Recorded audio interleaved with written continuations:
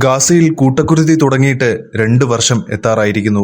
സംഘർഷത്തിന്റെ തുടക്കം മുതൽ തന്നെ ജൂതസമൂഹം ഗാസയിൽ നടത്തുന്ന നരനായാട്ടിനെതിരെ ശക്തമായ നിലപാട് സ്വീകരിക്കുന്ന നേതാവാണ് ഫ്രാൻസിസ് മാർപ്പാപ്പ. പ്രാർത്ഥനയായും പ്രസ്താവനയുമായും ഒക്കെ പാപ്പ തന്റെ നിലപാട് ഇടയ്ക്കിടയ്ക്ക് വ്യക്തമാക്കാറുണ്ട്. ഇതോടെ ഫ്രാൻസിസ് മാർപ്പാപ്പയും ഇസ്രയേൽ പ്രധാനമന്ത്രി ബെഞ്ചമിൻ നെതന്യാഹുവിന്റെ ശത്രുക്കളുടെ പട്ടികയിൽ ഉൾപ്പെടാറുണ്ടായിരുന്നു.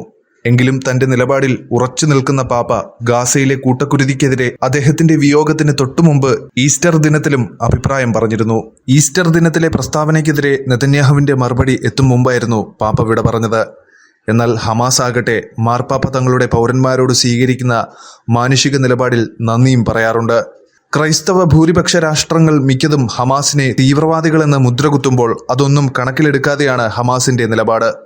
ഇപ്പോഴിതാ കത്തോലിക്ക സഭയുടെ പരമാധ്യക്ഷൻ ഫ്രാൻസിസ് മാർപ്പാപ്പയുടെ നിര്യാണത്തിലും ഹമാസ് അനുശോചനം രേഖപ്പെടുത്തിയിരിക്കുകയാണ്. മാനുഷികവും മതപരവുമായ മൂല്യങ്ങൾ ഉയർത്തിപ്പിടിക്കുന്നതിനായി ജീവിതം സമർപ്പിച്ച ഫ്രാൻസിസ് മാർപ്പാപ്പയുടെ വിയോഗത്തിൽ ഇസ്ലാമിക് റെസിസ്റ്റൻസ് മൂവ്മെന്റ് ആഗോള കത്തോലിക്ക സഭയ്ക്കും എല്ലാ ക്രിസ്ത്യാനികൾക്കും അഗാധവും ആത്മാർത്ഥവുമായ അനുശോചനം അറിയിക്കുന്നതായി വാർത്താക്കുറിപ്പിൽ അറിയിച്ചു. മതാന്തര സംവാദത്തിനായുള്ള അചഞ്ചലമായ വാദത്തിനും ആഗോള ധാരണയ്ക്കും സമാധാനത്തിനും വേണ്ടിയുള്ള ആഹ്വാനങ്ങൾക്കും വിദ്വേഷത്തിനും വംശീയതയ്ക്കുമെതിരായ ഉറച്ച നിലപാടിന്റെയും പേരിലാണ് ഫ്രാൻസിസ് മാർപ്പാപ്പ അറിയപ്പെട്ടിരുന്നത്. ആക്രമണങ്ങളെയും യുദ്ധങ്ങളെയും അദ്ദേഹം നിരന്തരം എതിർത്തു. ഗാസ മുനമ്പിൽ പലസ്തീൻ ജനതയ്ക്കെതിരെ നടന്നതുൾപ്പെടെയുള്ള യുദ്ധക്കുറ്റങ്ങളെയും വംശഹത്യകളെയും അപലപിച്ചു.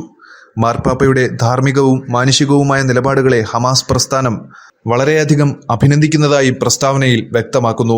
ഗാസയിൽ ഉടൻ തന്നെ വെടിനിർത്തൽ പ്രഖ്യാപിക്കണമെന്ന് ഈസ്റ്റർ സന്ദേശത്തിൽ അദ്ദേഹം ആവശ്യപ്പെടുകയും എക്സ് പ്ലാറ്റ്ഫോമിൽ ഇത് സംബന്ധിച്ച അവസാന കുറിപ്പ് പോസ്റ്റ് ചെയ്യുകയും ചെയ്തിരുന്നു. എല്ലാ ബന്ദികളെയും വിട്ടയക്കണമെന്നും മാർപ്പാപ്പ ആവശ്യപ്പെടുക മാത്രമല്ല, മതസ്വാതന്ത്ര്യവും അഭിപ്രായ സ്വാതന്ത്ര്യവും ഇല്ലാതെ സമാധാനം സാധ്യമാകില്ലെന്നായിരുന്നു മാർപ്പാപ്പയുടെ സന്ദേശം. മറ്റുള്ളവരുടെ കാഴ്ചപ്പാടുകളെ ബഹുമാനിക്കാനും അദ്ദേഹം വിശ്വാസികളോട് ആഹ്വാനം ചെയ്തിരുന്നു. ഗാസയിൽ അടിയന്തര വെടിനിർത്തലിന് ആഹ്വാനം ചെയ്ത പാപ്പ ബന്ദികളെ മോചിപ്പിക്കാൻ ഹമാസിനോട് ആവശ്യപ്പെട്ടു. ഗാസയിലെ പരിതാപകരമായ മാനുഷിക സാഹചര്യത്തെ അപലപിച്ചു. ആഗോളതലത്തിൽ ജൂതവിരുദ്ധത പടരുന്നതിലും ആശങ്ക പ്രകടിപ്പിച്ചു. ഗാസയിലെയും ഇസ്രയേലിലെയും യുദ്ധത്തിന്റെ കഷ്ടതകൾ അനുഭവിക്കുന്ന ജനങ്ങൾക്കൊപ്പമാണ് തന്റെ മനസ്സെന്നും പറഞ്ഞു. ഗാസയിൽ പട്ടിണി അനുഭവിക്കുന്ന ജനങ്ങളെ സഹായിക്കണം. ലോകത്തിന്റെ വിവിധ ഭാഗങ്ങളിൽ സംഘർഷങ്ങൾ നടക്കുകയാണ്. നിരവധി പേർക്ക് ജീവഹാനി ഉണ്ടാകുന്നതിൽ ആശങ്കയുണ്ടെന്നും അദ്ദേഹം സന്ദേശത്തിൽ വ്യക്തമാക്കി.